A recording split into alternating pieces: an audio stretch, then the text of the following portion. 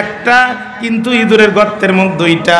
ইঁদুর জানে একদিন এই যে আলু নিয়ে ঢুকতেছি, গম নিয়ে ঢুকতেছি, ধান নিয়ে ঢুকতেছি, একদিন আমার বিরুদ্ধে অপারেশন ক্লিনাট হবে, আমার গর্তে গরম পানি দিবে, দাও বটি নিয়ে গর্তের মুখে দাঁড়ায় থাকবে, আমি বাইর হব যখন আমার কোপ দিয়ে দুই ভাগ করবে তখন।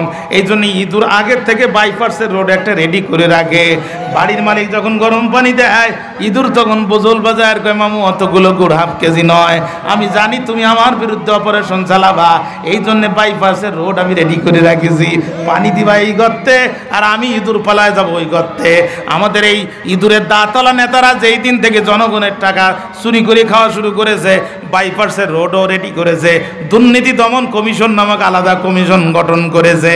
যখন দুর্নীতি করে ধরা খায়, পত্রিকায় রিপোর্ট হয় অমুক নেতার 1000 বাড়ি আছে আমেরিকায়, তখন পত্রিকায় রিপোর্ট হয়, দুর্নীতি দমন কমিশনে মামলা হয়, ওখানেও মোটা অঙ্কের দুর্নীতি হয়, সেখান থেকে রিপোর্ট দেয় ওনার নামে কোনো দুর্নীতির খবর পাওয়া যায় নাই। আসলে চোরে চোরে মাসতো ভাই, ঠিক নয় কি? ঠিক না? এই জন্য প্রিয় ভাইরা আমার, ইসলাম বিজয় অর্জন করেছে অন্তরের ঈমান দ্বারা আর আল্লাহ পাকের সাহায্য দ্বারা। নবী সাহাবী হযরত সাদ বিন আবি ওয়াক্কাস রাদিয়াল্লাহু তাআলা আফ্রিকার বুকে কালেমার পতাকা উড্ডয়ন করার জন্য রওনা শুরু করে দিলেন। সামনে বিশাল নদী পড়ে গেল। হযরত সাদ ডাক দিয়ে বলে, সঙ্গী সাথী, এখানে নেমে যাবে কি ইসলামের বাতি? সাথীরা ডাক দিয়ে বলে, সেনাপতি, আমরা মুসলিম জাতি, কোনো বাধা থামাতে পারে না আমাদের গতি। দেখছি সামনে বিশাল নদী, খরস্রোত হয় যদি, আপনি রওনা শুরু করে দেন। সঙ্গে আছে আমাদের মজবুত ঈমান, যার পদতলে পিষ্ট হয়ে যাবে AK-47 গোলা বারুদ মিসাইল আর কামান। ওরা তো সামান্য কাফের বেঈমান। রওনা করলেন, শুরু আল্লাহকে মানলেন গুরু, লিল্লাহে তাকবীর বলে ঝাঁপিয়ে পড়লেন সমুদ্রের কিনারে। মাছগুলো অস্ত্রের মুখে মুখ দিয়া পার করে দিল পারে। একটি পানির পট ছিল পড়ি, একটি পানির পট ছিল পড়ি, মাছ একটা তৎক্ষণাৎ সেটা সমুদ্রের কিনারে দিল তুলি। এই সংবাদ পৌঁছায় গেল আফ্রিকায়। সে দেশের প্রেসিডেন্ট পড়ে গেলেন বড় বেকায়দায়, ডাক দিয়ে বলে, আমার দেশের মানুষ হইও না তোমরা বেহুশ, ওই যে পাশে আছে আফ্রিকার জঙ্গল, ওই জঙ্গল হতে দেবে না মুসলমানদের মঙ্গল, থামিয়ে দেব ওদের ইসলাম নামের নাঙ্গল। আল্লাহ ডাক দিয়ে কয়, উলাইকা কাল আনআম বাল হুম আদাল। ক্ষমতার দাপটে আল্লাহর ইসলামকে মাটির সাথে মিটায় দিতে চায় যারা, চতুষ্পদ জন্তু জানোয়ার দ্বারা। শুধু তাই না, আল্লাহ বলছে বালহুম আদাল, এর চাইতেও নিকৃষ্ট। কথা বলেন না কেন? এর চাইতেও। বাইরে আমার একটা পানির পট ছিল পড়ি, মাছ একটা তৎক্ষণাৎ সেটা সমুদ্রের কিনারে দিল তুলি। এই সংবাদ পৌঁছায় গেল আফ্রিকায়। সে দেশের প্রেসিডেন্ট পড়ে গেলেন বড় বেকায়দায়, ডাক দিয়ে বলে, আমার দেশের মানুষ হইও না তোমরা বেহুশ, ওই যে পাশে আছে আফ্রিকার জঙ্গল, ওই জঙ্গল হতে দেবে না মুসলমানদের মঙ্গল, থামিয়ে দেবে ওদের ইসলাম নামের নাঙ্গল। হযরত সাদ বিন আবি ওয়াক্কাস জঙ্গলকে সামনে রেখে বক্তব্য দিলেন যে, জঙ্গলি প্রাণীরা, আমরা মদিনাতুর রাসূলের সাহাবী, মদিনা থেকে এসেছি একটি কর্মসূচি হাতে নিয়ে। এই কর্মসূচি আমাদের বাবাই দেয় নাই, আমাদের স্ত্রীরাও তৈরি করে দেয় নাই।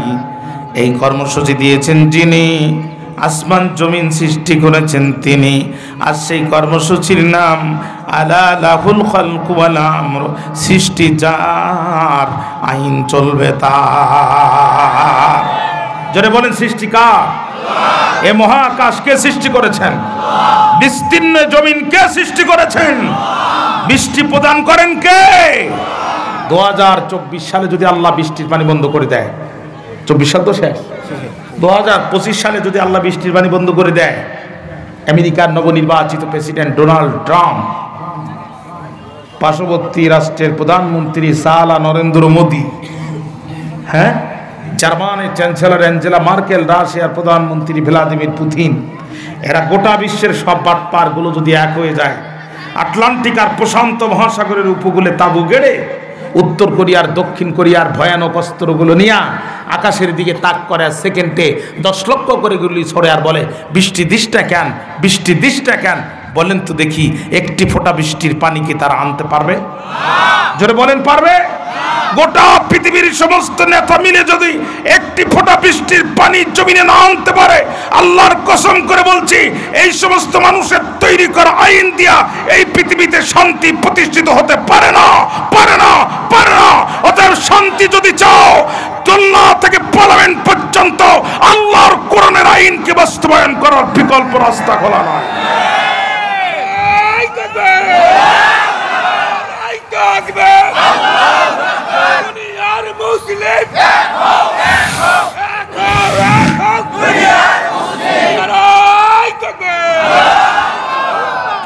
বিমান চলে আকাশ দিয়ে, নৌকা চলে। নৌকার মাঝি ডাক দিয়ে বলে, পাইলট ভাই, মনে বড় আফসোস, জীবনে 50 বছর নৌকা চালালাম, একদিনও বিমান চালাতে পারি নাই। সুতরাং তুমি আমার আশাটা পূরণ করো, আগামীকাল থেকে আমি তোমার বিমান চালাবো, তুমি আমার নৌকা চালাবা। নৌকার মাঝির এই আফসোস সহ্য না করতে পেরে বিমানের পাইলট যদি তার আসন ছেড়ে দেয়, ও বিমান কি চলবে? নৌকার মাঝির দিয়ে যেমন বিমান চালানো যায় না, আল্লাহ তৈরি করা মানুষ কোনোদিন মানব রচিত আইন দিয়ে চলতে পারে না। আলা আলাহুল খালকু ওয়াল আমর। মাইকের কি হলো রে ভাই? হ্যাঁ, আর হবে না তো, বুঝো? এমনি হাতে সময় কম, তোমার মাইক যদি এরকম বাজতে থাকে তাহলে বিপদ। ভাইরা আমার, তুমি আওয়াজ কমাই দিও না, আওয়াজ বাড়ায় দাও, ইকো বাড়ায় দাও, আওয়াজও বাড়ায় দাও।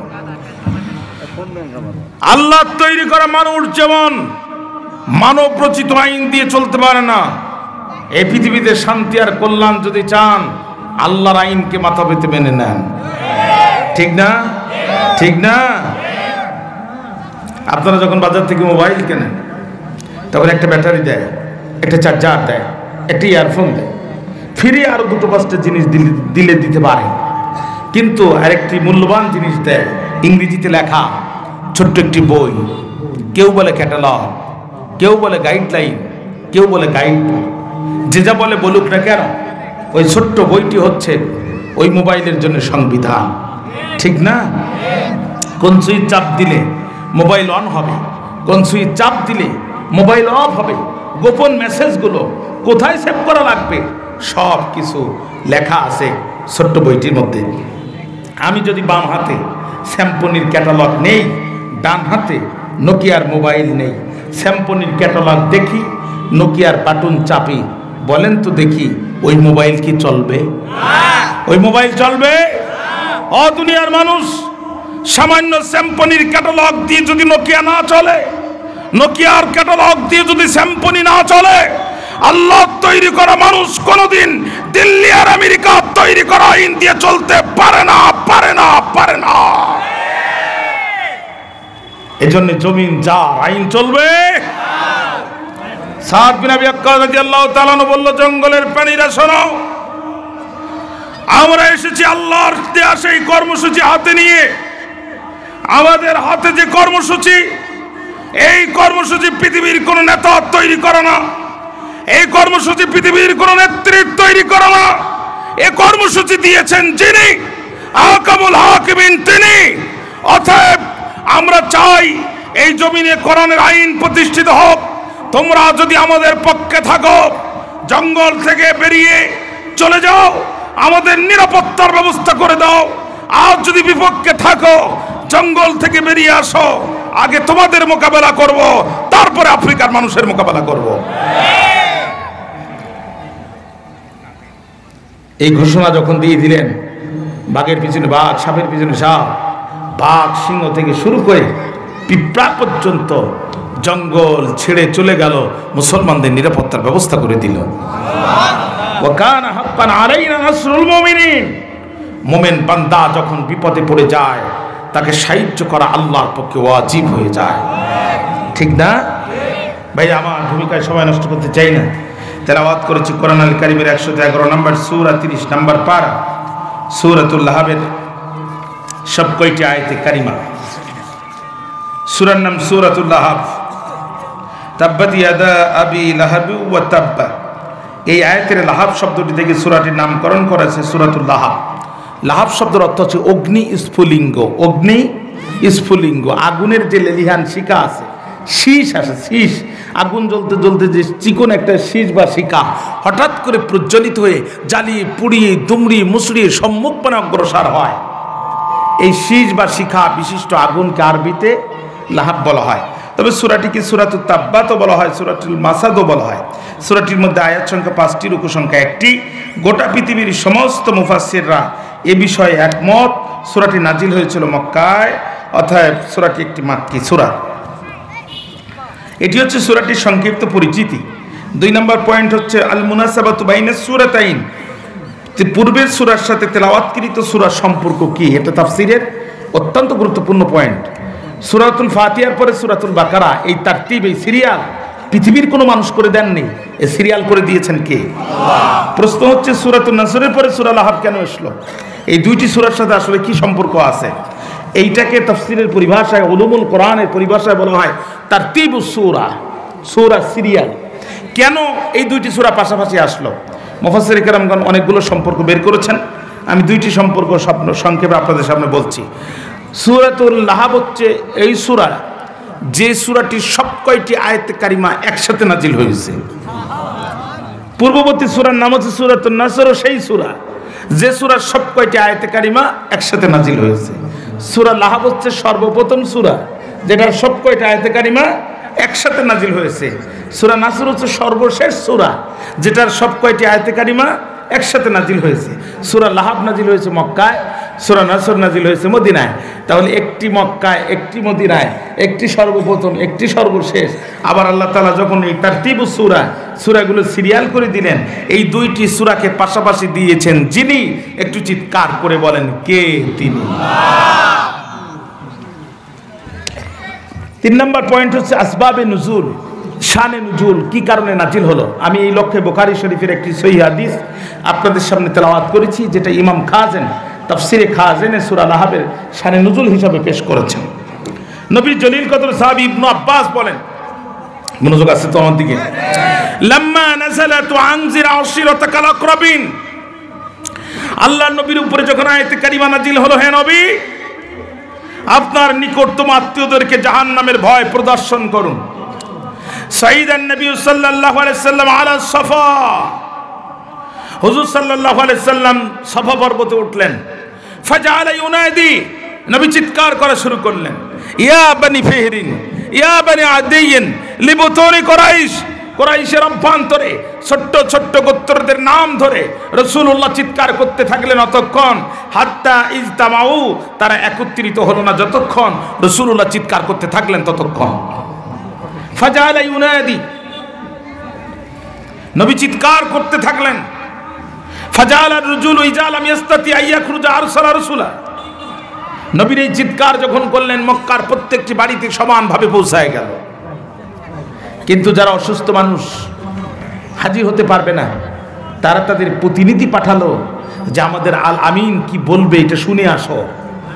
ফাজা আবু লাহাব ও কুরাইশ, আবু লাহাব এবং কুরাইশের প্রত্যেকটি গোত্র চলে আসলো। যখন قال রাসূলুল্লাহ সাল্লাল্লাহু আলাইহি সাল্লাম, রাসূলুল্লাহ বললেন তখন, আরাইতাকুম লাউ আকবারতুকুম, ও মক্কাবাসী তোমাদের অভিমত কি আমি মুহাম্মদ যদি বলি, আন্না খাইলান বিল ওয়াদি তুরিদু আন তুগিরা আলাইকুম, ওই যে পাহাড়ের পাশে বিশাল সৈন্য বাহিনী প্রস্তুত আছে, তুরিদু আন তুগিরা আলাইকুম, যারা তোমাদের ধ্বংস করে দিতে চায়।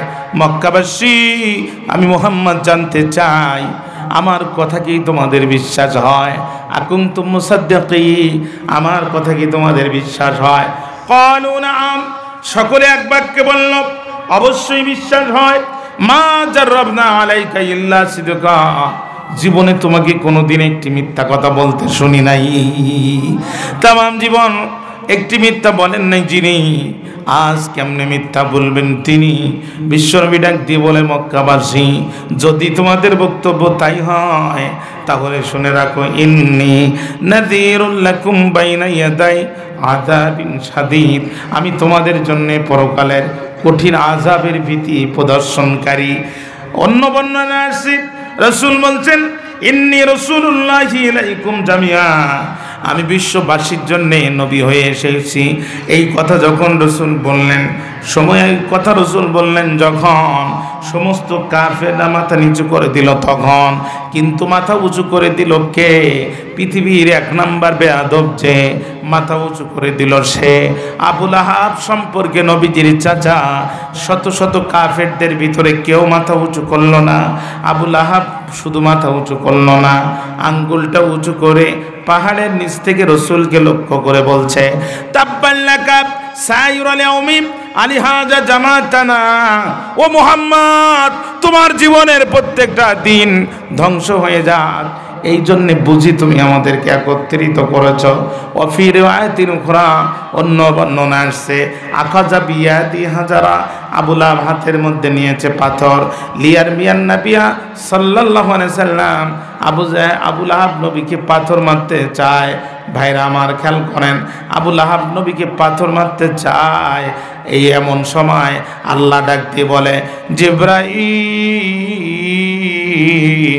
ও জিবরিল, আর করো না দেরি, চলে যাও তাড়াতাড়ি। আবু লাহাবের মুখটি ব্যস্ত আমার নবী ধ্বংস কামনায়।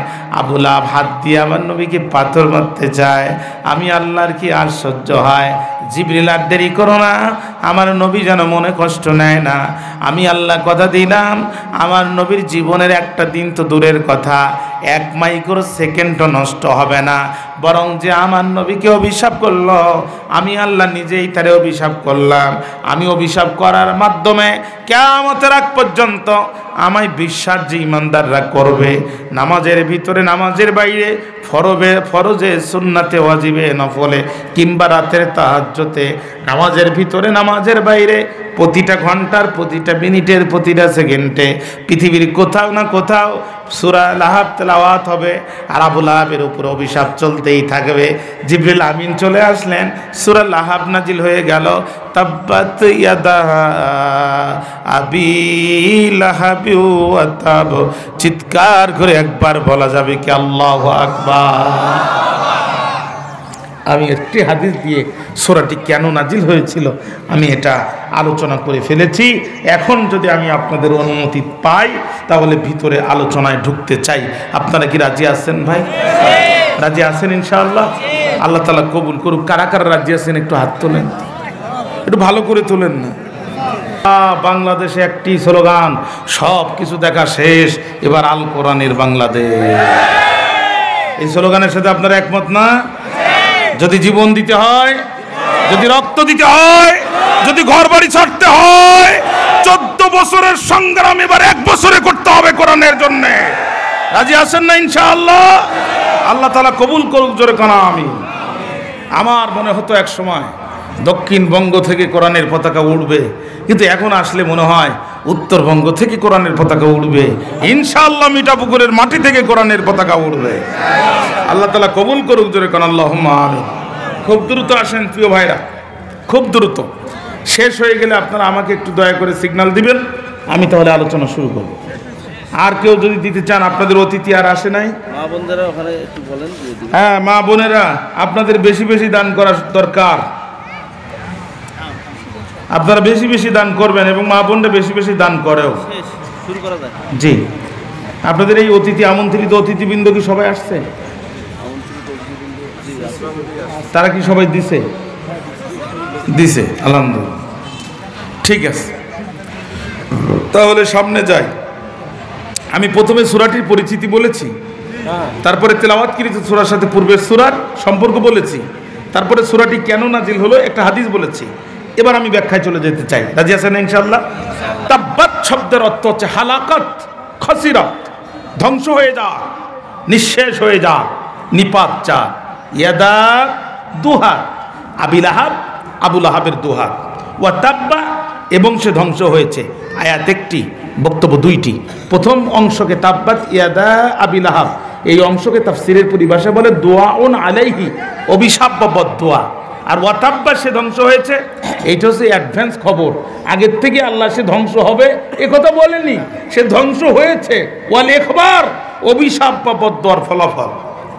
খেয়াল করেন, আরবিতে ইয়াদুন শব্দের অর্থ হচ্ছে হাত। ইয়াদুন শব্দের অর্থ হাত। আর আরবিতে ইয়াদুন শব্দটা এক বচন, ওয়াহেদ। ওয়াহেদকে যদি তাসনিয়া করতে হয়, এক বচনকে দ্বিবচন করতে হয়, তাহলে নুন আলিফ আর নুনকে বৃদ্ধি করে দিতে হয়। মূলত এখানে শব্দটা ছিল তাব্বাত ইয়াদানে, কিন্তু আবার ইয়াদানে শব্দের সাথে আবি লাহাব শব্দের এদাফাত হওয়ার কারণে, আরবি গ্রামারে বলে এদাফাত, বাংলায় বলে সম্বন্ধ পদ, মুদাফ মুদাফ ইলাইহি হওয়ার কারণে তাসনিয়ার নুনকে হযফ করে দেওয়া হয়েছে, কেটে বাদ দেওয়া হয়েছে। তাহলে অর্থ দাঁড়ালো তাব্বাত ধ্বংস হয়ে যাক, ইয়াদা দুহাত, আবি লাহাব আবু লাহাবের দুহাত ধ্বংস হোক, এবং সে ধ্বংস হয়েছে। এটা হচ্ছে নাহুর আলোচনা। কোরআন বুঝতে গেলে আরেকটি কিতাব আপনাকে বুঝতে হবে, সেটা হচ্ছে বালাগাত। বালাগাত যদি আপনি না বোঝেন তাহলে মধুর ভিতরে বোতলে মধু রেখে বাইরে চাটলে যেমন মধুর স্বাদ পাওয়া যায় না, বালাগাত যদি আপনি না বুঝেন তাহলে কোরআনের স্বাদ পাবেন না। বালাগাতের ভিতরে একটা গুরুত্বপূর্ণ অধ্যায় আছে, নাম তার মাজাজ মুরসাল। বলতে পারেন হুজুর আমরা তো মাদ্রাসায় যাইনি, মাজাজ মুরসাল কাকে বলে? আতলাকাল জুস ও আরাদ আল কুল, শব্দ প্রয়োগ হবে অর্ধেকের কিন্তু অর্থ গৃহীত হবে পরিপূর্ণের। যেমন রাসূলুল্লাহ হাদিসে বলেছেন যে চোখ আল্লাহর ভয়ে কাঁদে, ওই চোখ জাহান্নামে যাবে না। তার মানে আমরা কি বুঝলাম? যে লোকটা যদি জান্নাতে জাহান্নামে যায়, আল্লাহ অন্তত চোখ তুলে জান্নাতে দেবে। আসলে কি তাই? না, ওয়াল মুরাদু কুল্লুহু শব্দ ব্যবহার করেছে অর্ধেকের একটা অংশের, কিন্তু অর্থ পরিপূর্ণের। ওয়াল মুরাদু কুল্লুহু, কিয়ামতের আগে যত মানুষ এই পৃথিবীতে আসবে তাদের মধ্যে যারাই আল্লাহর ভয়ে কাঁদবে, আল্লাহর ভয়ে করুণদণ্ডরত এই মানুষগুলো কোশ্চিন কালেও জাহান্নামের আগুনে জ্বলবে না। অনুরূপভাবে তাব্বাত ইয়াদা, ধ্বংস হয়ে যাক দুহাত আবি লাহাব আবু লাহাবের। আসলে কি ওর হাত ধ্বংস হোক? না, ওয়াল মুরাদু কুল্লুহু, আবু লাহাব নিজেই ধ্বংস হয়ে যাক। নাহু বললাম, বালাগাত বললাম। এখানে কিয়াসের দুইটা কথা আছে, যুক্তির দুইটা কথা আছে। আপনারা আমাদের কি তাকান, নিচ থেকে খুব উপরে কোনো কিছু ছুঁড়ে মারতে হয় যখন, কয়টা হাত ব্যবহার করে তখন? দুই হাত দিয়ে কিন্তু খুব উপরে দেওয়া যায় না। এক হাত দিলে ঘুরে আর এক হাতে ঠিক নিশানা করে কায়দা মতো উপরে দেওয়া যায়, ঠিক না? আল্লাহ রসুল পাহাড়ের উপরে, আবু লাহাব পাহাড়ের নিচে। নিচ থেকে আল্লাহ রসুলকে যখন পাথর ছুঁড়ে মারছিল, কয়টা হাত ব্যবহার করছিল? একটা। একজন আর একজনকে হুমকি দেয় যখন, হুমকি বোঝেন তো? তোরে যদি ছড়ান বাজারে পাই তোর চামড়া তুলি ফেলবো। আর ও বলে ছড়ান বাজার কি তোর বাপের? আমি পাইলে তোর চামড়াও তুলবো, এসিআই কোম্পানির লবণও লাগাবো। এটাকে কি বলে? হুমকি। কেউ কাউকে হুমকি দেয় যখন, কয়টা হাত ব্যবহার করে তখন? একটু কথা বলেন সবাই। একটা। তাহলে আল্লাহ রসুল পাহাড়ের উপরে, আবু লাহাব পাহাড়ের নিচে। নিচ থেকে রসুলকে যখন হুমকি দিচ্ছে, বদদুয়া দিচ্ছে, তখন কয়টা হাত ব্যবহার করছে? আবার যখন পাথর ছুঁড়ে মারছে, কয়টা হাত ব্যবহার করছে? তাহলে আল্লাহ কেন, ও তো আরেকটা হাত কোনো কাজে লাগেনি, বেয়াদবও করেনি। তাহলে আল্লাহ কেন বললেন তাব্বাত ইয়াদা আবি লাহাব, আবু লাহাবের দু হাত ধ্বংস হোক? ভাইরা ভুলে যাবেন না, আপনারা ডান হাত কিছুই করতে পারে না বাম হাতের সহযোগিতা ছাড়া। কথা বলেন না কেন? তীর নিক্ষেপ করবেন যখন, নিক্ষেপ করতে পারবেন না ততক্ষণ বাম হাত দিয়ে ধনুক ধরবেন না, যতক্ষণ বাম হাত দিয়ে ধনুক ধরবেন যখন ডান হাত দিয়ে তীর নিক্ষেপ করার সহজ হবে তখন। 90% মুসলমানের দেশে কোরআনের মাহফিলে ডাইরেক্ট বাধা দিল যারা, আবু লাহাবের ডান হাত তারা। পিছন দিক থেকে পুলিশ পাঠায় সহযোগিতা করলো যারা, আবু লাহাবের বাম হাত তারা। আল্লাহ কয় তাব্বাত ইয়াদা আবি লাহাব, আবু লাহাবের ডান হাত ধ্বংস হোক, ওর বাম হাত ধ্বংস হোক। যেন তেন কাফের মনে করে নিন, একমাত্র কাফের যার নামে কোরআনে সূরা নাজিল হয়েছে। ফেরাউনের কথা কোরআনে এসেছে, কিন্তু সূরায় ফেরাউন বলে কোনো সূরা আছে? নাই। কিন্তু এ কোন জাতের কাফের যে এর নাম শুধু আসলো না, এর নামে আল্লাহ তাআলা একটা সূরা দিয়ে দিল। 29 পারা সূরা কলম। ওয়ালিদ ইবনে মুগিরা কাফেরের নাম। সে রসুলকে বলেছিল মাজনুন, পাগল। নবী বড় কষ্ট পেয়েছে, আল্লাহ সূরা কলম নাজিল করলো, নুন ওয়াল কলামি ওয়ামা ইয়াসতুরুন। বলতে বলতে বলতে বলতে আল্লাহ এক পর্যায়ে যেয়ে বললো, নবী ও আপনাকে পাগল বলবে না তো কে বলবে? উতুল্লিম বাদা জালিকা জানিম, ও তো জন্মের ঠিক নাই, ও অবৈধ সন্তান, আর যার জন্মের ঠিক নাই, ইসলাম আর আমার নবীর বিরোধিতা করা ছাড়া তার আর কোনো কাজ নাই। বক্তব্য কার? বক্তব্য কার? ওয়ালিদ ইবনে মুগিরার নাম আল্লাহ তাআলা এই সূরার মধ্যে ব্যবহার করেছে? এত লক্ষ নবী, মাত্র 25 জন নবীর নাম কোরআনে এসেছে। কতজন নবীর নাম এসেছে? 25 জন নবীর নাম মাত্র কোরআনে এসেছে। আর সেখানে এই কোন জাতের কাফের যে নাম শুধু আল্লাহ ব্যবহার করলো না, এর নামে সূরা নাজিল করেছে। আমি প্রায় 5টি তাফসীর তাখরিজ করেছি। 5টা তাফসীর এক জায়গায় করে আবু লাহাবের ছোট বড় 6টা অপরাধ পেয়েছি। আমি ডিটেলস বলতে পারবো না, শুধু অপরাধগুলোর নাম বলে আমি মূল আলোচনায় চলে যাব। আপনাদের কষ্ট হচ্ছে না তো? আবু লাহাবের 1 নম্বর অপরাধ ছিল কোরআনের দাওয়াতে বাধা দেয়া। কোরআনের দাওয়াতে, এই কথাটার দলিল হচ্ছে সহিহ ইবনে খুজাইমা, একটা হাদিসের কিতাব। এই হাদিসের হাদিস নাম্বার 159। সহিহ ইবনে খুজাইমার 159 নম্বর হাদিস। 1500 বছর পূর্বে আল্লাহর নবী কোরআনের দাওয়াত দিয়েছিল যেই দিন, সর্বপ্রথম আবু লাহাব বাধা দিয়েছিল সেই দিন। অর্থাৎ কোরআনের দাওয়াতে বাধা দেয় যারা, এই জাতির আবু লাহাব তারা। মহিলাগুলো কোরআন পড়তে রমজান মাসে এক জায়গায় হয়েছে, এদেরকে ধরে নিয়ে কারাগারে জঙ্গি বলে ঢুকাইছে। রমজান মাসে কোলে শিশু সহ সুপ্রিম কোর্ট পর্যন্ত যেতে হয়েছে তাদের জামিনের জন্য। এই কাজ কোন মুসলমান করতে পারে?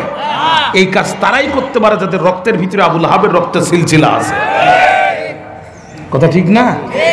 কথা ঠিক না? খেয়াল করেন, ধনী মানুষ অসুস্থ হয়েছে, রক্ত দরকার।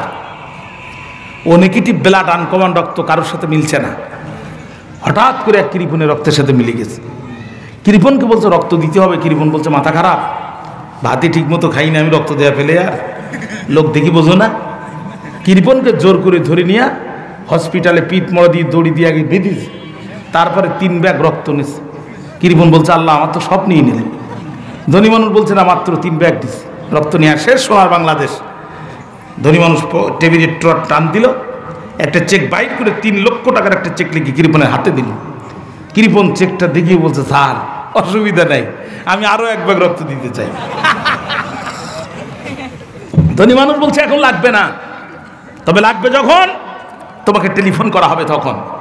1 মাস পরে টেলিফোন করছে, রক্ত দরকার। বলছে এই মুহূর্তে আসতেছি, কোথায় আসতে হবে শুধু বলেন একবার।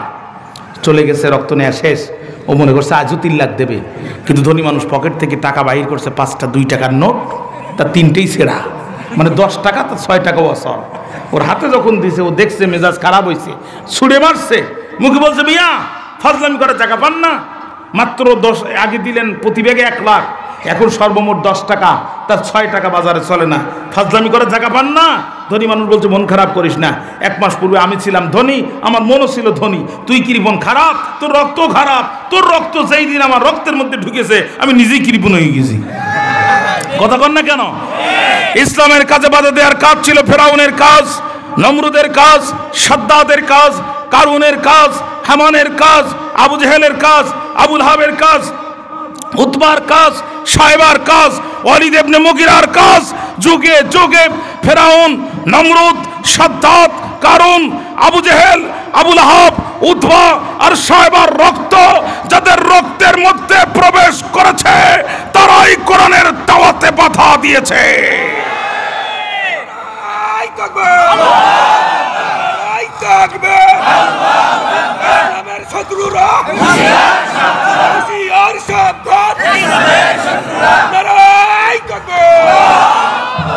ভাইরা, তারা যদি মানুষের আদর্শের দিকে মানুষকে ডাকতে পারে, লেনিনের দিকে ডাকতে পারে, যে লেনিন প্রসাব করে পানি নিত না, কার্ল মার্কসের দিকে ডাকতে পারে, যার বাবার পরিচয় ঠিকঠাক মতো নাই, লেনিন, কার্ল মার্কস, আব্রাহাম লিঙ্কনের দিকে যদি ওরা ডাকতে পারে, আমরা আল্লাহর কোরআনের দিকে কেন মানুষকে ডাকতে পারবো না?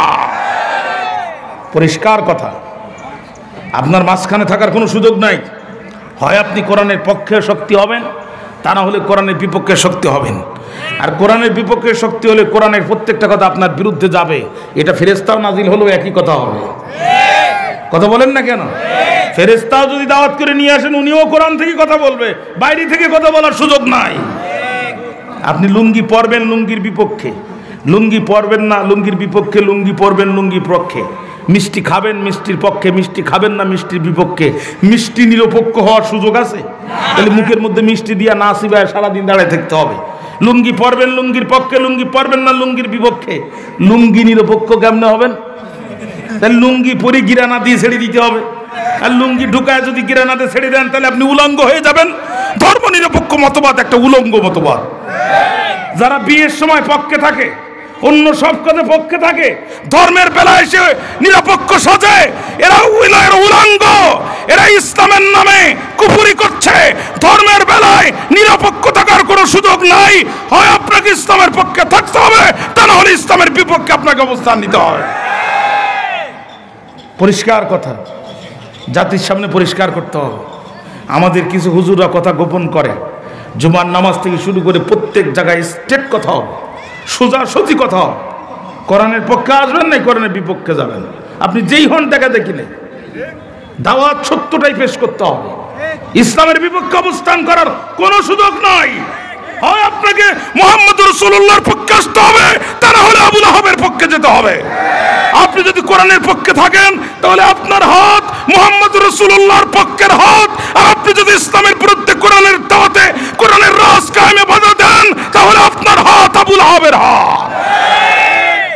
এর বাইরে যাওয়ার কোনো সুযোগ নাই। তাহলে আবু লাহাবের 1 নম্বর অপরাধ ছিল কোরআনের দাওয়াতে বাধা দেয়া। তাহলে আজ কোরআনের দাওয়াতে বাধা দিবে যারা, তারা কথা কি বুঝতে পেরেছেন? একবার ডাইরেক্ট আবু লাহাব, অনুসারীটারই বাদ দেন। ওরা এই যুগের আবু লাহাব। ওরা কি এই যুগের আবু লাহাব? 2 নাম্বার, আল্লাহ রসুলের 2টি পুত্র সন্তান, দোনোটাই ইন্তেকাল করল। ছোটটার জন্ম যখন হলো, আল্লাহ রসুল তার বাবা আব্দুল্লাহকে দেখে নাই, এই জন্য ছোট সন্তানের নাম রাখলো আব্দুল্লাহ, যাতে আব্দুল্লাহ যখন জবাব দিবে রসুল মনে করবে এই যেন আমার বাবা আব্দুল্লাহ জবাব দিচ্ছে। এই সন্তান যখন মারা গেল, তখন মক্কার 5 জন কুফফার, কয়জন? তার মধ্যে 1 নম্বর আবু লাহাব মক্কার বাড়িতে যে মানুষকে টকা দেয়, ও মক্কাবাসী, তোমরা জানলে হবে খুশি, তোমাদের আর কোনো ভয় নাই। আব্দুল্লাহর বেটা মুহাম্মাদের সর্বশেষ যে সন্তানটা ছিল ওটা আর দুনিয়াতে নাই। অতএব মুহাম্মাদের কালেমার দাওয়াত দেওয়ার মতো পৃথিবীতে আর কেউ নাই। ওর সর্বশেষ সন্তানটা মারা গেল, মুহাম্মাদের লেজ কাটা গেল। আল্লাহ ডাক দিয়ে কয়, জিবরিল রে, দেরি করিস না, আমার নবীকে জানায় দে। আমার নবী যেন মন খারাপ করার কোনো কারণ নাই, মন খারাপ করার। ইন্না আতাইনা কাল কাউসার, আমার নবীকে দিলাম আমি হাউজে কাউসার। বাইরা আমার, তৎকালীন আবু লাহাবদের হাতে টিভি ছিল না, চ্যানেল ছিল না, মিডিয়া ছিল না, ফেসবুক ছিল না, টুইটার ছিল না, ইন্টারনেট ছিল না। এই জন্য তারা বাড়িতে বাড়িতে যে রসুলের বিরুদ্ধে অপপ্রচার করত। আজকে নবীর আলেমদের বিরুদ্ধে অপপ্রচার করে যারা, এই যুগের 2য় শ্রেণীর আবু লাহাব। তারা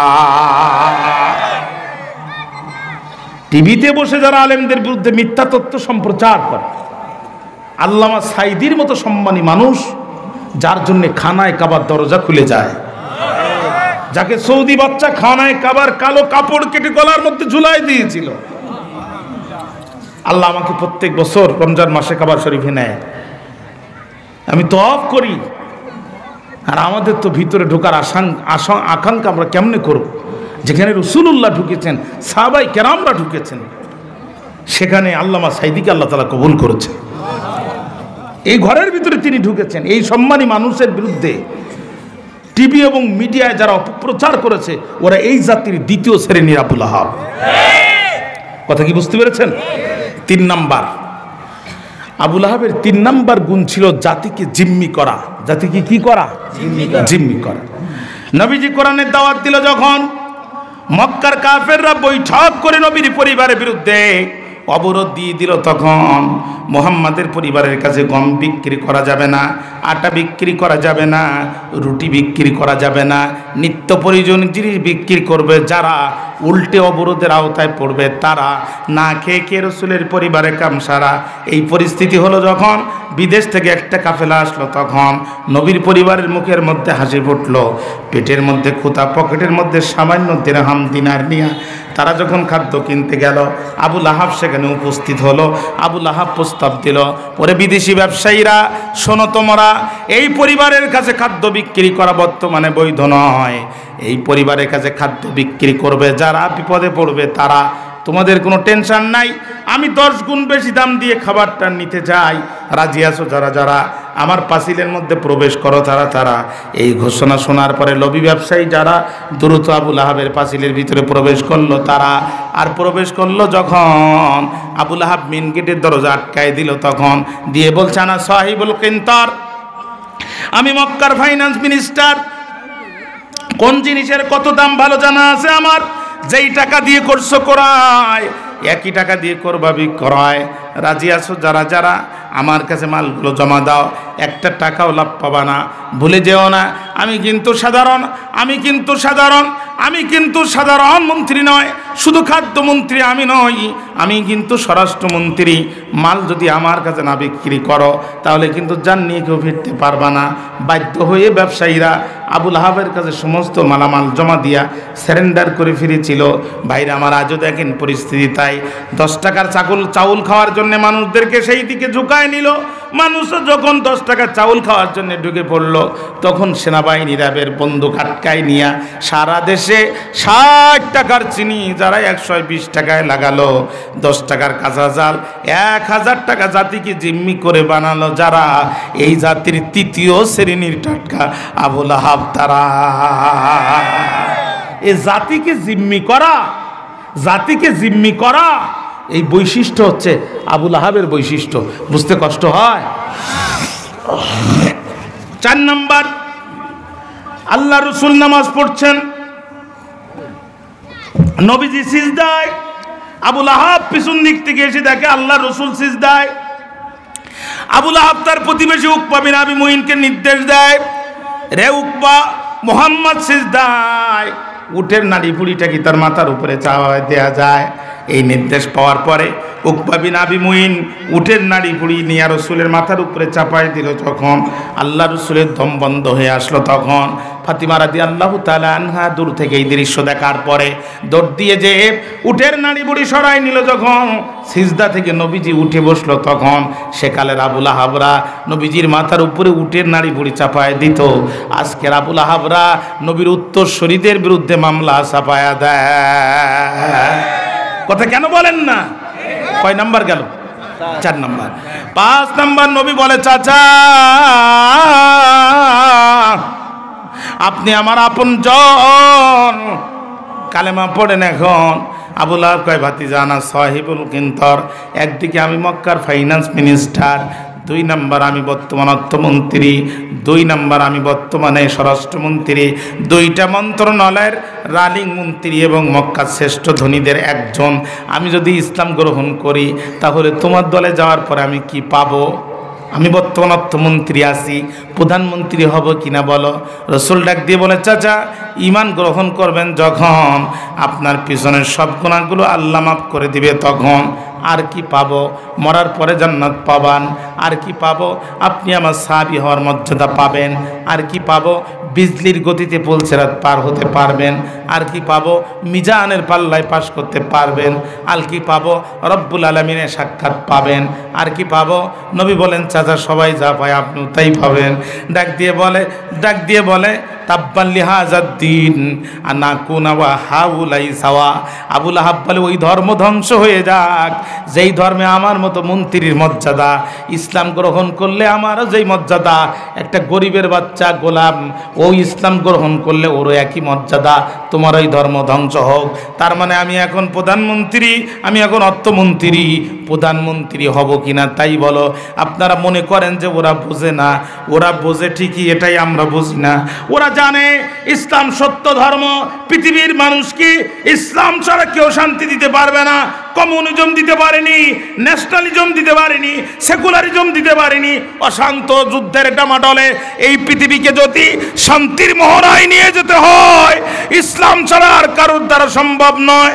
এটা ওরা জানে, এটা ওরা মানে, এটা ওরা বুঝে। কিন্তু দুনিয়ার সামান্য মেম্বারি, সামান্য চেয়ারম্যানই, সামান্য মিনিস্টারি, সামান্য নেতৃত্ব, সামান্য মন্ত্রিত্বের জন্যে মুসলমানের সন্তান হয়ে আইডি কার্ডে মুসলিম নাম ব্যবহার করে দুনিয়ার সত্যের জন্য ইসলামের পথে নারায়ে তাকবীর বলে ইসলামের দুর্দিনে রাসূলুল্লাহর অপমানে রাজপথে স্লোগান দিতে চায় না যারা বড় সত্যবাদী আবু লাহাব তারা। এরা দুনিয়ার কাছে, এরা দুনিয়ার কুকুর, এরা দুনিয়াকে আখিরাতের কাছে বিক্রি করে দিয়েছে, ঠিক না ভাইরা আমার? বক্তব্য লম্বা করব না। সূরা লাহাব নাজিল হয়ে গেল, আবু লাহাব পাগলা কুকুরের মতো ক্ষিপ্ত হয়ে গেল, দৌড় দিয়া বাড়িতে যেয়ে বলে আবু লাহাবের সাথে নবীজির 4টা সম্পর্ক ছিল। জোরে বলেন কয়টা? জোর হলো না, ঘুম আসতেছে আপনাদের? কয়টা সম্পর্ক? 1 নম্বর আপন চাচা, নবীর দাদা মুত্তালিবের আপন সন্তান, নবীর বাবা আব্দুল্লাহর আপন সহোদর ভাই, সম্পর্কে নবীজির চাচা হয়। 2 নাম্বার, রসুলের জন্মে সবচেয়ে বেশি খুশি হলো যে আবু লাহাব ছিল সে আল্লাহ রসুলের জন্মের দিন রসুলের মাথার কাছে সারা রাত ডিউটি করেছিলেন যিনি, দাসী সুহাইবা রাদিয়াল্লাহু তাআলা আনহা তিনি। আল্লাহ রসুল ভূমিষ্ঠ হওয়ার পরে সর্বপ্রথম দাসী সুহাইবা রসুলকে দুগ্ধ পান করান। ভাইরা আমার, নবীকে চুমা দিয়ে রেখে দাসী সুহাইবা লাফ দিয়ে পাশের ঘর আবু লাহাবের ঘরে যেয়ে ডাক দিয়ে বলে, নেতা অনুমতি যদি পাই তাহলে একটা সংবাদ আপনারা দিতে চাই। আবু লাহাব বলে, অসুবিধা নাই, শুনতে চাই। দাসী সুহাইবা বলে, নেতা তোমার মৃত ভাই আব্দুল্লাহর ঘরে আলোকিত করে পৃথিবীতে এসেছেন যিনি, লোকে বলে তারে মুহাম্মদ তিনি। ভাইরা আমার, আবু লাহাব বসা ছিল, সঙ্গে সঙ্গে দাঁড়ায় গেল। পৃথিবীর মানুষেরা বলে এটাই আবু লাহাবের জীবনের প্রথম এবং শেষ ভালো কাজ ছিল।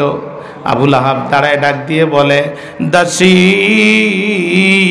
দাসী রে, তোর কণ্ঠ থেকে এই সংবাদ শোনার পরে আমি চিরদিনের জন্যে তোরে দিলাম মুক্ত করে, তুই চলে যা, তোরে মুক্ত করে দিলাম। অপর বর্ণনা আসছে আবু লাহাব উট জবাই করে মক্কার মানুষদেরকে খাওয়াইছে। তাহলে রাসূলুল্লাহর জন্মের পরে সবচাইতে বেশি খুশি হলো যে আবু লাহাব সে 1 নম্বর আপন চাচা, 2 নম্বর জন্মে বেশি খুশি, 3 নম্বর সবচেয়ে নিকটতম প্রতিবেশী। নিকটতম নবীর ঘরের সাথে ঘর লাগানো ছিল যার, আবু লাহাব নাম ছিল তার। মাঝখানে শুধু পার্থক্য ছিল একটা জিদার। জিদার আরবি শব্দ, যার বাংলা অর্থ হচ্ছে দেয়াল। তার মানে রসুলের ঘরের দেয়ালের সাথে দেয়াল ছিল, ওই যে দেখা যেত। নবীর সবচেয়ে নিকটতম প্রতিবেশী। প্রতিবেশী বড় ভালো জিনিস যদি ভালো হয়, প্রতিবেশী বড় ভয়ঙ্কর যদি বাটপার হয়। পানির প্রয়োজন হয় যখন, পানি আটকায় দেয় তখন, যখন পানির দরকার নাই তখন বন্যা দিয়ে ভাসায় দেয়। জানতে চাই এই দেশের বাটপার প্রতিবেশী আমাদের আছে না নাই? বিরক্ত হয়ে গেলেন নাকি? রাগ করতেছেন? এই জাতের প্রতিবেশী নাই? হ্যাঁ, নিজের পছন্দের সরকার রাখতে পারলাম না, এখন বন্যা দিয়ে তোদের মেরে দেব। প্রতিবেশী নাই? ফারাক্কার পানি আটকায় আমাদের পানি থেকে বঞ্চিত করে নাই? আমাদের নদী নালাগুলো শুকায় দেয় নাই? আমাদের নদী নালাগুলো শুকায় দিয়ে আন্তর্জাতিক আইন লঙ্ঘন করে অবৈধভাবে যারা নদীতে বাদ দেয়, এরা কোনোদিন আমাদের প্রতিবেশী হতে পারে না। ভারত আমাদের চূড়ান্ত শত্রু। ভারতকে যারা শত্রু মনে না করে তারা এই দেশের শত্রু। কথা বলেন না কেন? কথা বলেন না কেন? ভারতের চক্রান্তে দেশে আল্লামা সাঈদীর বিরুদ্ধে মামলা হয়েছে। ভারতের নির্দেশে আল্লামা সাঈদীকে গ্রেফতার করা হয়েছে। ভারতের নির্দেশে সাঈদীকে 13টি বছর কারাগারে রেখে বারবার ফাঁসির কাস্টে ঝুলানোর চেষ্টা হয়েছে। ভারতের নির্দেশে তাকে পিছনের দরজা থেকে হত্যা করেছে। অতএব ভারত আমাদের বন্ধু নয়, ভারত আমাদের চূড়ান্ত শত্রু। যারা আমার দেশে তাদের তাবেদার সরকার রেখে সেই সরকারের সাথে গোপন চুক্তি যারা করতে পারে, এরা কোনোদিনও আমাদের বন্ধু হতে পারে না। ঠিক না? ঠিক না? তোমাদের পেঁয়াজ আমাদের দরকার নেই, ও তোমরা এখন পচাই সার বানাই খাও। বিদেশ থেকে পেঁয়াজ আসতে তোমাদের সেই সাইজে অনেক বড়, ওই পেঁয়াজ রান্না করেও খাওয়া যাবে, আবার ঢিল হিসাবে ব্যবহার করা যাবে। কথা কন না কেন? অথবা ওই পেঁয়াজের দরকার নাই। আমাদের সাথে ব্যবসা করার জন্য পৃথিবীর অনেক রাষ্ট্র মুখিয়ে আছে, চীন মুখিয়ে আছে, দরকার নাই। কিন্তু পেঁয়াজের জন্য তো আমরা আমাদের ইমানকে বিসর্জন দিতে পারি না। পেঁয়াজের জন্য আমাদের দেশের আলেমদেরকে যারা কোরআনের কথা বলেছে, 50টি বছর এই জাতিকে কোরআনের জন্য তৈরি করেছে, তাদেরকে যারা কারাগারে বন্দী করে হত্যা করতে চায়, এরা কোনোদিন আমাদের বন্ধু হতে পারে না। খবরদার ভারত, আমাদের স্বাধীনতার দিকে চোখ তুলে তাকাবে না।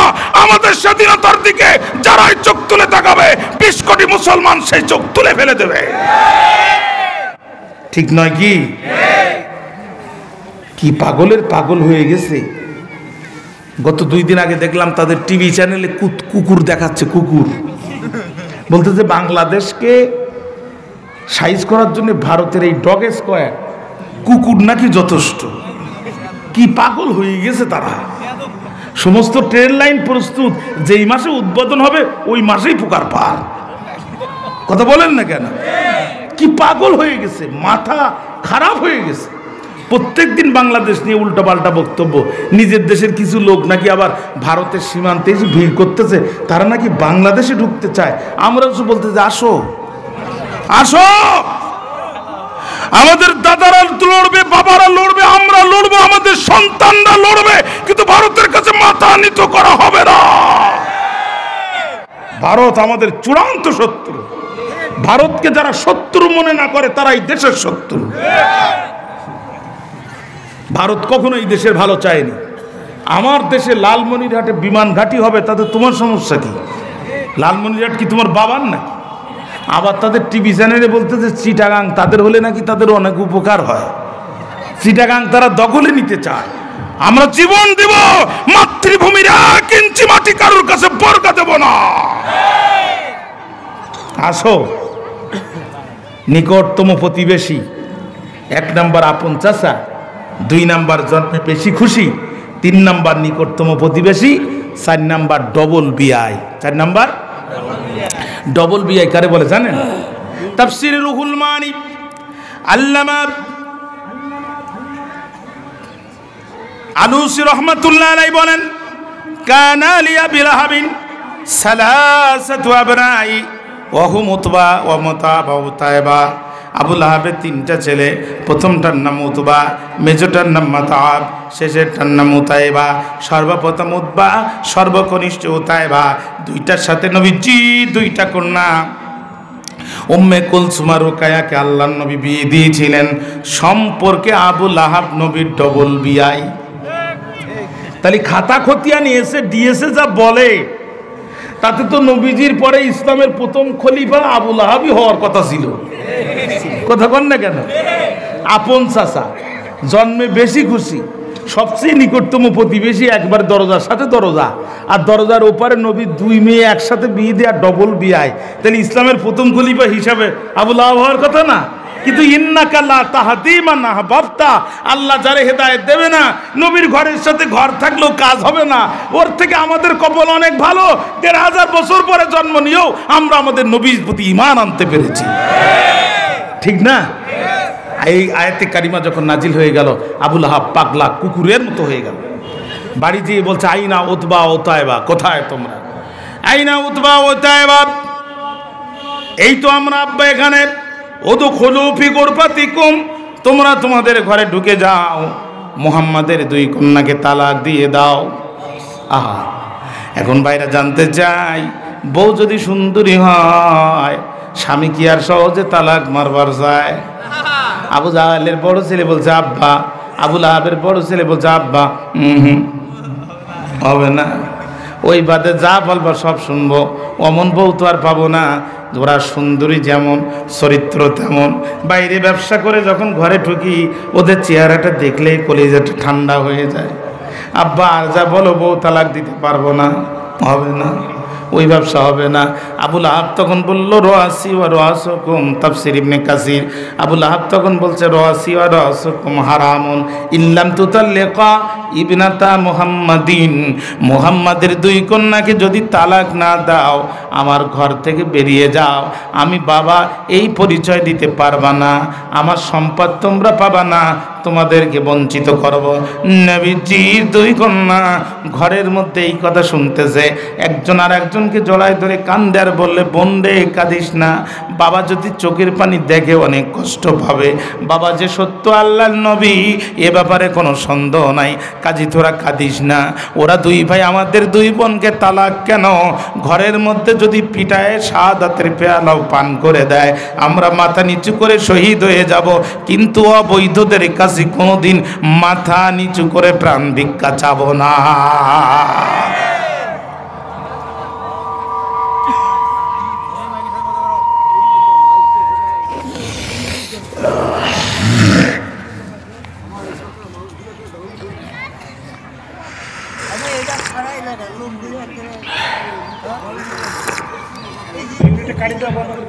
কষ্ট হচ্ছে আপনাদের?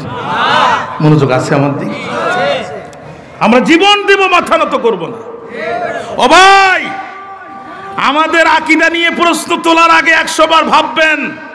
আমরা কিন্তু মাথা উঁচু করে মৃত্যুকে আলিঙ্গন করেছি, করে প্রমাণ করে দিয়েছি আমরা রাসূলের সঠিক সুন্নাহর উপরে টিকে আছি। খবরদার, আমাদের আকীদা নিয়ে 100 বার ভাবার আগে ভাববেন। আমরা বুকের তাজা রক্ত দিয়েছি, 2 ঘন্টা পরে ফাঁসি। আমরা বাতিলের সাথে হাত না মিলায় প্রমাণ করে দিয়েছি আমরা রাসূলের সঠিক সুন্নাহর উপরে টিকে আছি। আমাদের আকীদা নিয়ে প্রশ্ন করার আগে 100 বার ভাববেন। শহীদ হয়ে যাব, মাথা নিচু করব না। আলোচনা এই পর্যন্ত বুঝতে কষ্ট হয়েছে? ফাতাল্লাকাহুমা, আবু লাহাবের 2 ছেলে ঘরের মধ্যে ঢুকে গেল। নবীজির 2 কন্যাকে তালাক দিয়ে হাসতে হাসতে বাইরে আসলো। ডাক দিয়ে বলে, বাবা তুমি চেয়েছিলে যাহা পেয়েছো তাহা, তালাক দিতে চেয়েছিলে, বউগুলোরে তালাক দিয়েছি, বাবা এখন কি করব? তুমি কি খুশি হয়েছ? আবু লাহাব কয়, মুহাম্মদকে চূড়ান্ত অপমান করবা না যতক্ষণ আমি খুশি হব না ততক্ষণ। কি জাতের কাফের! ওর নামে কি সূরা এমনি নাজিল হয়েছে? ভাইরা আমার, তাফসীর রুহুল মানি আল্লামা শিহাবুদ্দিন মাহমুদ আলুসি রহমাতুল্লাহ আলাইহি বলেন, আবু লাহাবের প্রথম ছেলে তখন বিরোধিতা করলো না।